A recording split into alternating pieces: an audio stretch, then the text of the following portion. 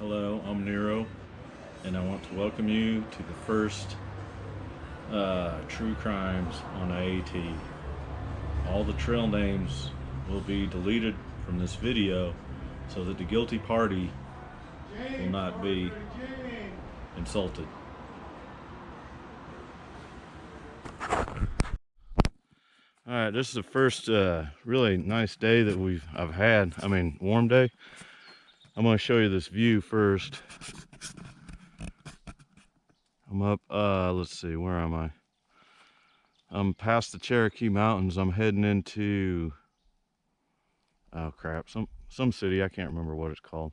Anyway, so today I'm going to do something different. I'm going to try to get some viewer feedback because we had a little crime here on the AT, and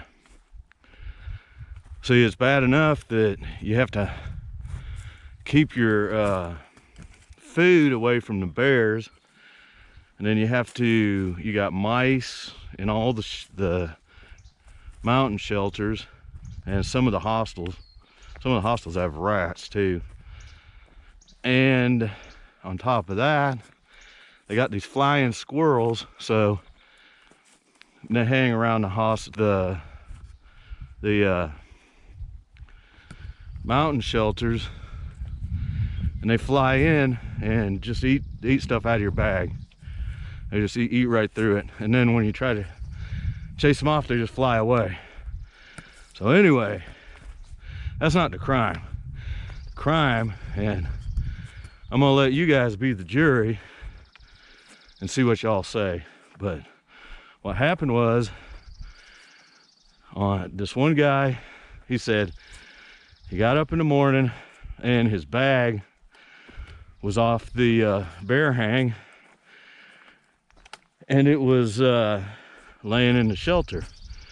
And he said that he got up at like 10, 11 o'clock. Okay.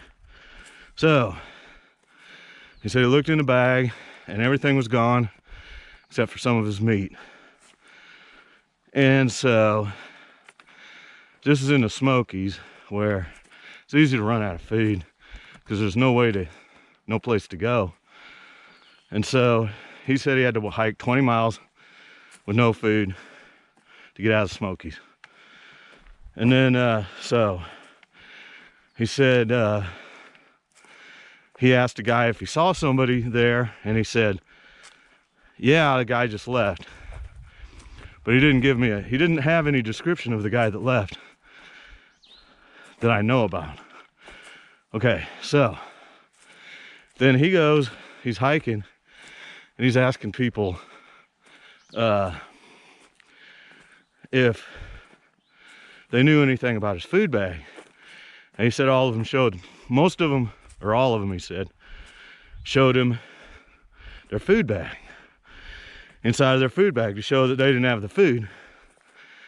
And then so he got to Standing Bear Farm, which is a hostel, and he run into this guy that was at the shelter. This guy, the guy that the food was stolen from, supposedly said he was an Army Ranger, all this other stuff. Okay, so there's this guy at the hostel, weighs 80 pounds. And so he asked him, he says, show me what's in your food bag. And this guy said, no, I'm not going to show you what's in my food bag. So he grabs him by the throat. He starts choking him out. And the owner of the hostel made them both leave. And so, my thinking is, two crimes don't make a right. So, I didn't see any real proof that this guy stole his food. If he asked me, can I look in your food bag? No, you're not going to look into any of my stuff. It's my own personal property. If he grabbed me by the neck, then to me, that would have been an assault on my life, and I would have done whatever I could to protect myself, just like if a wild animal attacked me. Anyway, so just leave feedback and tell me what you think, whether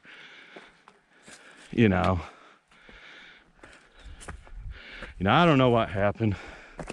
And the other guy, like I said, he weighs 80 pounds. So I can't see somebody that's supposedly a retired airborne ranger jumping on somebody 80 pounds. If you anyway, just let me know in the comments what you think. You guys are the judge and jury. It's gonna be the AT True Crimes. That's all the information I have on that. Nero out. All right, this is Nero, and I got part 2 of the mystery because I talked to the other party in Erwin, Tennessee, and he said that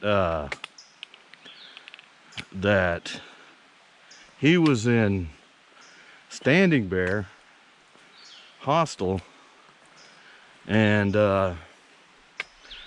he was over there eating some this food that he always carries. He has his own special food. He's like a vegetarian or something, and he said he had so much food it was ridiculous, and that he was sitting there eating it with his chopsticks, his stainless steel chopsticks, which I know he has, and I know that's the only thing he eats with.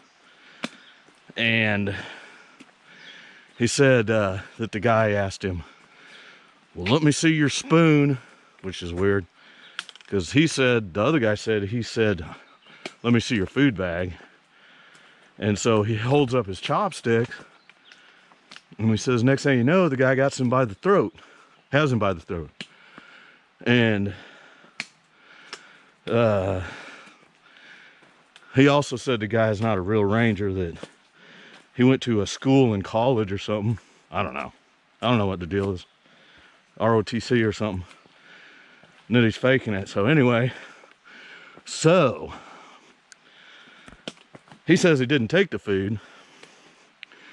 He said that everybody took down their food bags because they have these bear lines, and they have like 3 or 4 hookups. You have to hoist them up. It's on a steel cable, and sometimes you have to put 4 or 5 bags on one line. So anyway, and besides that, you got